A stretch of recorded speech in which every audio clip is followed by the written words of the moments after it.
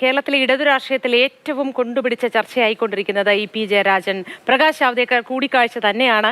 അതിന് എന്താവും അതിന്റെ മറ്റ് ഘട്ടം എന്ന അടുത്ത ഘട്ടം എന്ന് ഇന്നറിയാനായി എല്ലാവരും കാത്തിരിക്കുന്നു. കാരണം ഇന്ന് CPM സംസ്ഥാന സെക്രട്ടേറിയറ്റ് യോഗം നടക്കുകയാണ്. അതിന് ഇ.പി. തിരുവനന്തപുരത്ത് എത്തിയിട്ടുമുണ്ട്. അപ്പോൾ ഈ സാഹചര്യത്തിൽ ഇതുമായി ബന്ധപ്പെട്ട് ഒരുപാട് കാര്യങ്ങൾ നമുക്ക് അറിയാം എന്ന് കരുതുന്ന ഒരാൾ നമ്മോടൊപ്പം ചേരുന്നുണ്ട്. അത് മറ്റാരുമല്ല, ദല്ലാൽ നന്ദകുമാറാണ്. ശ്രീ ടി ജി നന്ദകുമാർ, താങ്കൾക്ക് കേൾക്കാമോ? Good morning. അതായത് ഇ.പി. ജയരാജൻ ഇപ്പോഴും ഒരു മിനിറ്റ് മാഡം, ഞാൻ ആദ്യം ഉപയോഗിച്ചത് മാറ്റണം. ഞാൻ എന്ത് ദല്ലാൽ പണി ചെയ്തിട്ടുണ്ട്? മാഡത്തിന്റെ എന്തെങ്കിലും പ്രൂഫ് ഉണ്ടാവും? അതുകൊണ്ട് എന്റെ പേര് വിളിക്കുക, അല്ലെങ്കിൽ ശരി ആയിക്കോട്ടെ, ഞാൻ വിളിക്കുന്നു ടി ജി നന്ദകുമാർ. ഇപ്പൊ ടി ജി നന്ദകുമാർ ഒപ്പം ചേരുന്നു. വളരെ ശക്തമായ ഭാഷയിൽ ഇന്നും ഇ.പി. ജയരാജൻ തള്ളി പറയുകയാണ് ചെയ്തത്. ശോഭാ സുരേന്ദ്രനെ അറിയില്ല, ജാവ്ദേക്കറുമായി വളരെ ആകസ്മികമായി മാത്രമാണ് ഒരു കൂടിക്കാഴ്ച ഉണ്ടായത് എന്ന് വീണ്ടും വീണ്ടും ഉറപ്പിച്ച് പറയുകയാണ്. എന്താണ് താങ്കൾക്ക് ഈ സാഹചര്യത്തിൽ പറയാനുള്ളത്, പ്രതികരിക്കാനുള്ളത്? ഇ.പി. ജയരാജൻ 100% സത്യമാണ്. ശോഭാ സുരേന്ദ്രൻ ഈ ഡിസ്കഷനിലൊന്നും പങ്കാളിയല്ല. രാമനിലയത്തിൽ മാർച്ച് MV ഗോവിന്ദൻ നടത്തിയ ജാഥ തൃശ്ശൂരെത്തിയപ്പോൾ രാമനിലയത്തിൽ ഇ.പി. ജയരാജൻ, ശ്രീ K. രാധാകൃഷ്ണൻ, ഗോവിന്ദൻ മാസ്റ്റർ, ഈ രണ്ട്. അങ്ങനെ ഞാൻ തൃശ്ശൂരുണ്ടായിരുന്ന കാരണം എന്നോട് ജാവ്ദേക്കറും തൃശ്ശൂരുണ്ടായിരുന്നു. അദ്ദേഹം പറഞ്ഞു നമുക്കൊന്ന് കാണണം. അതിന് അദ്ദേഹം രാമനിലയത്തിൽ വന്നു. രാമനിലയത്തില് റിസപ്ഷന്റെ ലെഫ്റ്റ് സൈഡിൽ ഇ.പി.യും മന്ത്രി രാധാകൃഷ്ണനും, റൈറ്റ് സൈഡിൽ ഗോവിന്ദൻ മാഷും. റൈറ്റ് സൈഡിൽ ഒരു റൂമിൽ ജാവ്ദേക്കർ വന്നു. ഞങ്ങൾ തമ്മിൽ കണ്ടുമുട്ടി പിരിഞ്ഞു എന്നല്ലാതെ അതറിഞ്ഞ് മനത്തറിഞ്ഞ് ശോഭ കാറിൽ വന്ന് അവിടെ പുറത്തെങ്ങാണ്ടും കാറിലോ ഒരു റൂം സംഘടിപ്പിക്കുകയൊക്കെ ചെയ്ത് അവിടെ കയറിയിരുന്ന് ആളാവാൻ ശ്രമിച്ചതല്ലാതെ ശോഭയ്ക്ക് ഒരു റോളും ഈ കാര്യത്തിലില്ല. അടുത്തത്, അദ്ദേഹത്തിന്റെ ആക്കുളം ഫ്ലാറ്റിൽ ഞാനും ജാവ്ദേക്കറും കൂടി സർപ്രൈസ് ആയിട്ട് രാജുവിനെ വിളിച്ചു ചോദിച്ചു ചെന്നപ്പോഴും ശോഭയില്ല. ശോഭയിൽ ഒരു ഡിസ്കഷനും ഇല്ല. ശോഭ വെണ്ണലയിൽ എന്റെ വീട്ടിൽ കാണാൻ വന്നു. എന്റെ അമ്മയ്ക്ക് ചില ആപ്പിളും മുന്തിരിയൊക്കെ ആയിട്ട്. എനിക്കതറിയില്ലായിരുന്നു. ഇപ്പോഴാണ് മനസ്സിലാവുന്നത് ശോഭ ഇതെല്ലാം ക്രിയേറ്റ് ചെയ്താണെന്ന്. ശ്രീ നന്ദകുമാർ, ഇതുമായി യാതൊരു ബന്ധവുമില്ല എന്ന് പറയുമ്പോഴും താങ്കൾ ആദ്യം തന്നെ പറഞ്ഞിരുന്ന ഒരു കാര്യമുണ്ട്, BJPയെ സഹായിച്ചാൽ ലാവ്ലിൻ കേസ് ഒതുക്കാമെന്ന് ഉറപ്പ് നൽകിയിരുന്നു എന്ന്. പക്ഷേ ഇ.പി. ജയരാജൻ ഇതെല്ലാം തള്ളിപ്പറയുകയാണ് ഇപ്പോൾ. അങ്ങനെ യാതൊരു തരത്തിലും സീരിയസ് ആയ ഒരു ചർച്ചയും തമ്മിൽ ഉണ്ടായിട്ടില്ല എന്നും വളരെ ആകസ്മികമായ ഒരു ലളിതമായ കൂടിക്കാഴ്ച മാത്രമായിരുന്നു എന്നുമാണ് ഇപ്പോഴും പറയുന്നത്. അതായത് ഞാൻ പറയുന്നത് ശോഭാ സുരേന്ദ്രനെ കൃത്യമായി കേൾക്കണം. ശോഭാ സുരേന്ദ്രൻ ഒരു റോളും ഈ കാര്യത്തിലില്ല. കേട്ടല്ല, ഇനി ശോഭാ സുരേന്ദ്രന്റെ റോള് ചോദിച്ചിരുന്നു എന്നോട്. ശോഭാ സുരേന്ദ്രനും ഞാനും ഇ.പി. ജയരാജൻ ഒരു കൂടിക്കാഴ്ച നടത്തിയിട്ടില്ല, ഡൽഹിയിൽ പോയിട്ടില്ല, വെണ്ണലയിൽ എന്റെ വീട്ടിൽ വന്നിട്ടില്ല. ഇ.പി. എവിടെയും വെച്ച് കണ്ടിട്ടില്ല. ശോഭ വലിയ കയറി ആളാവാൻ ശ്രമിച്ച് പരാജയപ്പെട്ടു.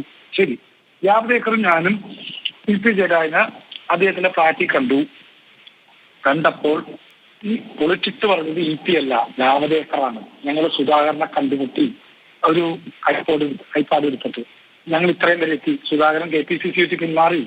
മുരളീധരനെ സമീപിച്ചു, കിട്ടിയില്ല. രമേശ് ചെന്നിത്തലയെ സമീപിച്ചു, കിട്ടിയില്ല. ശോഭാ സുരേന്ദ്രൻ PMOന്റെ നിർദ്ദേശപ്രകാരം കുഞ്ഞാലി കിട്ടി കണ്ടു. ലീഗിന്റെ മുസ്ലിങ്ങളുടെ ചില പ്രശ്നങ്ങൾ പരിഹരിക്കാമെന്ന് പറഞ്ഞു, നടന്നില്ല. ഉടനെ ഇ.പി. പറഞ്ഞു നിങ്ങൾ ഞങ്ങൾ ഒരുപാട് ബുദ്ധിമുട്ടിക്കുന്നു. ഞാൻ പാർട്ടിയുടെ ജില്ലാ സെക്രട്ടറി ആയിരുന്നു മുമ്പ് തൃശ്ശൂർ. കുട്ടനെല്ലൂർ സർവീസ് ബാങ്കും കരുവന്നൂരും ഒക്കെ ഇഷ്യൂ ഉണ്ടായത് ആ കാലഘട്ടത്തിലാണ് തുടങ്ങിയത്. SNC ലാവ്ലിൻ കേസിൽ നിങ്ങൾ അനാവശ്യമായി വേണ്ടാത്ത പബ്ലിസിറ്റിക്ക് വേണ്ടിയ കേസ് പോസ്റ്റ് ചെയ്യുന്നു എന്നെല്ലാം പറഞ്ഞപ്പോൾ അതെല്ലാം നമുക്ക് സോൾവ് ചെയ്യാം, പകരം തൃശ്ശൂർ ഹെൽപ്പ് ചെയ്യുമെന്ന് ചോദിച്ചു. പക്ഷെ ഞാൻ വിചാരിച്ചാൽ അത് നടക്കില്ല. കാരണം അത് LDFൽ CPയുടെ സീറ്റാണ് എന്നാണ് ഇ.പി. പറഞ്ഞത്. അല്ലാണ്ട് ഒന്നും നടത്തിയില്ലാണ്ട് വെറുതെ ആംഗ്യം കാണിച്ചു പിരിഞ്ഞെന്ന് തോന്നുന്നതാണ്. ഇ.പി. ജയരാജൻ ഇപ്പോഴും പറയുന്നത് 4 മിനിറ്റ് മാത്രമാണ് കൂടിക്കാഴ്ച നടത്തിയിരുന്നത് എന്ന്. അതിൽ എന്താണ് വാസ്തവം? ഈ 4 മിനിറ്റ് മാത്രമേ സംസാരിച്ചുള്ളൂ? താഴത്തെ നിലയിൽ നിന്ന് മുകളിലെത്തണമെങ്കിൽ ലിഫ്റ്റിന് വേണം 4 മിനിറ്റ്. മനസ്സിലായോ? അതെ അതെ, പറയൂ. അപ്പോ എത്ര സമയത്തോളം ചർച്ചയുണ്ടായിരുന്നു? എന്തൊക്കെ കാര്യങ്ങൾ ചർച്ച എന്ന് ഈ വേദിനെ പറയരുത്, കൂടിക്കാഴ്ച എന്ന് പറയാം. ചർച്ചയല്ലല്ലോ ഇത്. ചർച്ച ചെയ്ത് തീരുമാനം എടുക്കാം. EP ജയരാജന്റെ കുത്തകയാണോ CPM? അല്ല, LDFന്റെ കൺവീനറാണ്. അല്ലാതെ CPMന്റെ പാർട്ടി തീരുമാനങ്ങൾക്ക് EP ജയരാജന് പറയാനല്ലേ പറ്റുള്ളൂ, അല്ലാണ്ട് നടപ്പിലാക്കാൻ പറ്റും. അതുകൊണ്ട് EP ജയരാജന് ഉറപ്പൊന്നും കൊടുക്കണം. ഈ ജാവദേക്കർ EP ജയരാജനെ കാണാൻ താല്പര്യം കാണിച്ചത് LDFന്റെ കൺവീനറാണ്. ജാവദേക്കർ വിചാരിച്ച് LDFന്റെ കൺവീനർ എന്ന് വെച്ചാൽ എല്ലാ പാർട്ടിയുടെയും കുത്തക EP ജയരാജന്റെ കയ്യിലെന്നാണ്. ഞാനത് പറഞ്ഞു മനസ്സിലാക്കി. ഇങ്ങേർക്ക് കൺവീനർ സ്ഥാനം ഉള്ളൂ. 10 പാർട്ടികൾക്ക് അവരുടേതായ സ്വഭാവവും സവിശേഷതയും ഉണ്ട്. ഇദ്ദേഹം CPMന്റെ നേതൃത്വമാണ് കൺവീനർഷിപ്പ് എടുക്കുന്നതുകൊണ്ടാണ് ഇദ്ദേഹത്തിന് വന്നേക്കുന്നത്. ഇദ്ദേഹത്തിന് മറ്റു പാർട്ടികളെ ഒന്നും നിയന്ത്രിക്കാൻ പറ്റൂല. ജാവദേക്കർ തെറ്റിദ്ധരിച്ചത് CPI പിൻവലിക്കാൻ പറ്റുമോ, CPI മാറ്റി വേറെ ആരെങ്കിലും ഇടാൻ പറ്റുമോ എന്നൊക്കെ അറിയാനാണ്. അതൊന്നും നടക്കൂലെന്ന് ഞാൻ ഓൾറെഡി ജാവദേക്കറോട് പറഞ്ഞു കഴിഞ്ഞു. മകന്റെ ഫ്ലാറ്റിൽ വെച്ച് കണ്ടുമുട്ടാം, കൂടിക്കാഴ്ച നടത്താം എന്നുള്ളത് ആരുടെ തീരുമാനമായിരുന്നു? ആര് നിശ്ചയിച്ചതായിരുന്നു? ഞാനും ജാവദേക്കറും കൂടി എടുത്ത തീരുമാനം. രാജുവിനെ വിളിച്ചു ചോദിച്ചു. രാജുവിന്റെ കുട്ടിയുടെ ബർത്ത്ഡേ ആയിരുന്നു. ഒരു ഗിഫ്റ്റും മേടിച്ചു. ജാവദേക്കർ ആ ഗിഫ്റ്റ് കൊടുത്തു. കുട്ടിയുമായി തമാശ പറഞ്ഞു, കൃത്യമായി സംസാരിച്ചു. അതേപോലെ ഫോൺ വന്നു. കേക്ക് സെന്ററിൽ നിന്നൊക്കെയാണ് കുറച്ചു നേരം എടുത്തു. 4 മിനിറ്റ് ഒന്നുമല്ല. അല്ലാണ്ട് പൊളിറ്റിക്സും ഒരു മറ്റു ചർച്ചയൊന്നും അവിടെ നടന്നിട്ടില്ല. ഇപ്പൊ ജാവദേക്കർ അങ്ങോട്ട് കയറി പറയുകയാണ് ചെയ്ത ലാവ്ലിൻ കേസ് ഞങ്ങൾ കൺസിഡർ ചെയ്യാം. ഇനി ജാവദേക്കറിന്റെ ഭാഷ EP ജയരാജന് പെട്ടെന്ന് പിടികിട്ടാൻ പ്രയാസമുണ്ട്. അത് ഹിന്ദിയിലും മറാഠിയിലും ഇംഗ്ലീഷും പറഞ്ഞു ഇടയ്ക്ക്. അതേ കുഴപ്പം. അതെ. അപ്പോ അവരുടെ സംഭാഷണം അല്ലെങ്കിൽ അവരുടെ കമ്മ്യൂണിക്കേഷൻ സുഗമമാക്കുക എന്നൊരു ദൗത്യമായിരുന്നോ ശ്രീ നന്ദകുമാറിന് അവിടെ ഉണ്ടായിരുന്നത്? 2 ദൗത്യം ഉണ്ടായിരുന്നു. ഒന്ന്, അദ്ദേഹം പറഞ്ഞ പോലെ സർപ്രൈസ് ആയിട്ട് EP കാണുക, ഈ BJPയിലേക്ക് ക്ഷണിക്കാനല്ല. ഒരിക്കലും അദ്ദേഹം BJPയിലേക്ക് പോകില്ല മാഡം. അദ്ദേഹത്തിന് എന്തിനാ BJP? 73 വയസ്സായി. പാർട്ടി ഭരണഘടന പ്രകാരം 2 വർഷം കൂടി കഴിഞ്ഞ് അദ്ദേഹം റിട്ടയർ ചെയ്യണം. CPMന്റെ അത് മാറ്റോ എക്സ്റ്റെൻഡ് ചെയ്യുമെന്ന് എനിക്കറിയില്ല. പിന്നെ അദ്ദേഹത്തിന് ഇപ്പൊ 3 രാജ്യസഭ വരാൻ പോകണം. അദ്ദേഹത്തിന് ആവശ്യമുണ്ടെങ്കിൽ ഒരെണ്ണം കിട്ടൂല. LDFന്റെ തന്നെ 2 അപ്പൊ പിന്നെ അദ്ദേഹം എന്തിനാണ് ഇനി മന്ത്രിയാവാൻ കഴിഞ്ഞില്ല, മുഖ്യമന്ത്രിയാവാൻ കഴിഞ്ഞില്ല എന്നൊന്നും പറഞ്ഞിട്ടില്ല. അദ്ദേഹത്തിന് യോഗ്യതയുള്ള എല്ലാ പദവിയും കിട്ടിയിട്ടുണ്ട്. പിന്നെ അദ്ദേഹം എന്തിനാണ് BJPയുടെ ഭാഗമാണ്? ആദ്യ സംസാരം വന്നത് സുധാകരൻ നഷ്ടപ്പെട്ടു. കണ്ണൂരത്തെ CPMനോട് അടിച്ചു നിൽക്കുന്ന സുധാകരൻ നഷ്ടപ്പെട്ടു. ആ സുധാകരൻ നഷ്ടപ്പെട്ടതോടുകൂടി ജാവദേക്കറുടെ കണക്കുകൂട്ടലുകൾ തെറ്റി. പകരം കണ്ടെത്താൻ എന്തെങ്കിലും ഒരു ഉപാധി ഉണ്ടോ തൃശ്ശൂർ ജയിക്കാൻ? പകരം ഞങ്ങള് കൺസീഡ് ചെയ്യാം കേസ്. ഇതെല്ലാം ജാവദേക്കർ പറയുന്നതാണ്, അല്ലെങ്കിൽ EP ജയരാജൻ പറഞ്ഞതല്ല. ജാവദേക്കർ പല ഓപ്ഷൻസും ശ്രമിച്ചു.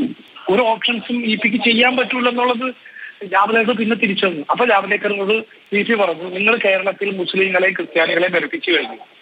നിങ്ങളുടെ കൂടെ ക്രിസ്ത്യൻ കമ്മ്യൂണിറ്റി വെറുതെ നിങ്ങളെ കാണാൻ വരുന്നല്ലാണ്ട് നിങ്ങൾ വോട്ട് കിട്ടൂല. നിങ്ങൾ അവരെ തേടി പിടിക്കും. 2 ആഴ്ച കഴിഞ്ഞപ്പോ ജാവദേക്കർ പാതിരിമാരെ പിടിക്കാനറിഞ്ഞു. ഇല്ല, അന്ന് കൂടിക്കാഴ്ചയിൽ അനുഭാവപൂർണമായ ഒരു ഇടപെടലായിരുന്നോ EP ജയരാജന്റെ ഭാഗത്തുനിന്നുണ്ടായത്? അദ്ദേഹത്തിന്റെ ഒരു പ്രതികരണം എങ്ങനെയായിരുന്നു, ഒരു ഇടപെടൽ? അദ്ദേഹം പറഞ്ഞത്, നിങ്ങൾക്ക് കേരളത്തിൽ തൃശ്ശൂരിൽ നിന്ന് ജയിക്കണമെങ്കിൽ ക്രിസ്ത്യൻ വോട്ട് വേണം. ക്രിസ്ത്യൻ മെജോറിറ്റി ഉള്ള ഒരു കോൺസ്റ്റിറ്റ്യുവൻസിയാണ് തൃശ്ശൂർ എന്ന് എനിക്ക് തോന്നുന്നത്. എനിക്കറിയില്ല ബാക്കി. അത് നിങ്ങൾ പാതിരിമാരെയും മറ്റും കണ്ട് അവരുടെ XCRA പ്രശ്നങ്ങളും മറ്റുമൊക്കെ ചർച്ച ചെയ്യും. അവർ ഒരുപാട് പ്രശ്നങ്ങളിലാണ്, ഭിന്നിഷ്ടത്തിലാണ് നിങ്ങളോട്. നിങ്ങളെ കാണുമ്പോൾ ചിരിക്കണതല്ല വോട്ട്.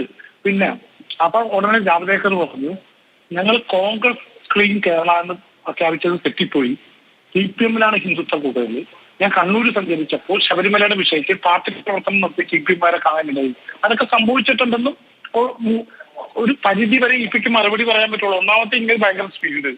ഈ 2ഉം ഹിന്ദിയും മറാഠിയും കലർത്തി ഞാൻ തന്നെ വിഷമിച്ചു. പിന്നെയാണ് TG നന്ദകുമാർ, അതായത് LDF കൺവീനർ സ്ഥാനത്ത് വളരെ നിർണായകമായ ഒരു സ്ഥാനത്തിരിക്കുന്ന വ്യക്തിയാണ്. നേരത്തെ പറഞ്ഞതുപോലെ ഒരുപാട് സ്ഥാനമാനങ്ങൾ ഈ പാർട്ടിക്കുള്ളിൽ നിന്ന് അദ്ദേഹത്തിന് ലഭിച്ചു എന്ന് പറയുമ്പോഴും ഇത്തരത്തിൽ കേരളത്തിന്റെ ചുമതലയുള്ള ഒരു BJP പ്രഭാരിയെ നേരിട്ട് കാണാൻ, കൂടിക്കാഴ്ച നടത്താൻ തയ്യാറാവുക എന്നത് തന്നെ അതൊരു വിവാദപരമായ നീക്കമല്ലേ എന്നതാണ് എല്ലാവരും ചോദിക്കുന്ന ചോദ്യം. എന്ത് വിവാദം?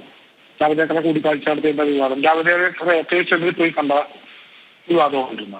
ജാവദേക്കർ AK സെന്ററിന്റെ ഓപ്പോസിറ്റ് ജയരാജന് അനുവദിച്ച 1ാം നില ഫ്ലാറ്റിലാണെങ്കിൽ വിവാദമായിരുന്നു. ഈ ആത്മഹത്യ ഫ്ലാറ്റിൽ പോയാൽ വിവാദം.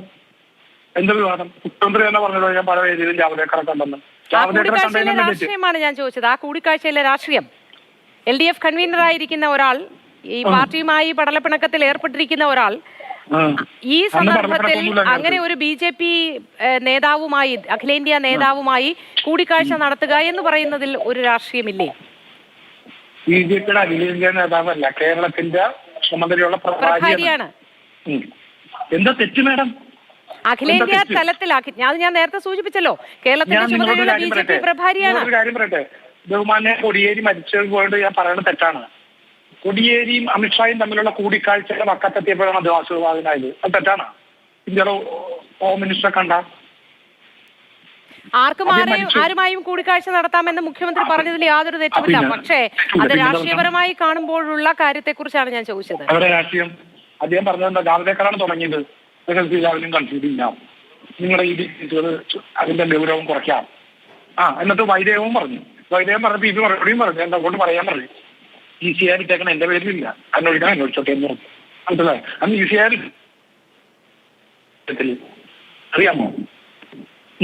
ശരി ശരി TG നന്ദകുമാർ, ഒരുപാട് നന്ദി ഒപ്പം ചേർന്നതിന്. അങ്ങനെ കേരള രാഷ്ട്രീയത്തിൽ പുകഞ്ഞുകൊണ്ടിരിക്കുന്ന ഒരു വിവാദമാണ് ഇപ്പോഴും ഇങ്ങനെ നടന്നുകൊണ്ടിരിക്കുന്നത്. ഇന്ന് CPM സംസ്ഥാന സെക്രട്ടേറിയറ്റ് യോഗമാണ്. അതിന് പങ്കെടുക്കാനായി EP ജയരാജൻ രാവിലെ തന്നെ വിമാനത്താവളത്തിൽ വന്ന് ഇറങ്ങിയിരുന്നു. ദൃശ്യങ്ങളൊക്കെയും നിങ്ങൾ കണ്ടതാണ്. ഇപ്പോൾ TG നന്ദകുമാർ പറയുന്നു അവര് യാതൊരു കൂടിക്കാഴ്ചയും ഒരു ചർച്ചയും ഉണ്ടായില്ല, വെറും ഒരു കൂടിക്കാഴ്ച മാത്രമായിരുന്നു. പക്ഷേ EP ജയരാജൻ പറയുന്നത് പോലെ അതൊരു 4 മിനിറ്റ് അല്ല എന്ന് അദ്ദേഹം പറയുന്നുണ്ട്. ലിഫ്റ്റ് കയറി മുകളിൽ എത്താൻ തന്നെ 4 മിനിറ്റിൽ കൂടുതൽ എടുക്കില്ലേ? അപ്പോഴെങ്ങനെ അത് 4 മിനിറ്റിൽ കഴിയുമെന്ന് ചോദിക്കുന്നുണ്ട്. രാഷ്ട്രീയമായ ഒരുപാട് കാര്യങ്ങൾ ഇതിന്റെ പിന്നിലുണ്ട്. എന്തുകൊണ്ട് ഒരു LDF കൺവീനർ, CPM-ന്റെ മുതിർന്ന നേതാവ്, കേന്ദ്ര കമ്മിറ്റി അംഗം ഈ ഒരു സാഹചര്യത്തിൽ അങ്ങനെ ഒരു BJP കേരളത്തിന്റെ ചുമതലയുള്ള BJP-യുടെ ഒരു പ്രഭാരിയുമായി കൂടിക്കാഴ്ച നടത്തി? എന്താണ് സംസാരിച്ചത്? ഇത്തരം കാര്യങ്ങളിലൊക്കെ ഇനിയും വ്യക്തത വരേണ്ടതുണ്ട്. അതൊക്കെയും നമുക്കറിയാം. ഇനി LDF കൺവീനർ സ്ഥാനത്ത് തുടരുമോ, മറ്റെന്തെങ്കിലും ഒരു റീപ്ലേസ്മെന്റ് അവിടെ ഉണ്ടാവുമോ? ഇത്തരം കാര്യങ്ങളിലും ഇന്നത്തോടുകൂടി ഒരു വ്യക്തത ഉണ്ടാവുമെന്ന് പ്രതീക്ഷിക്കുന്നു.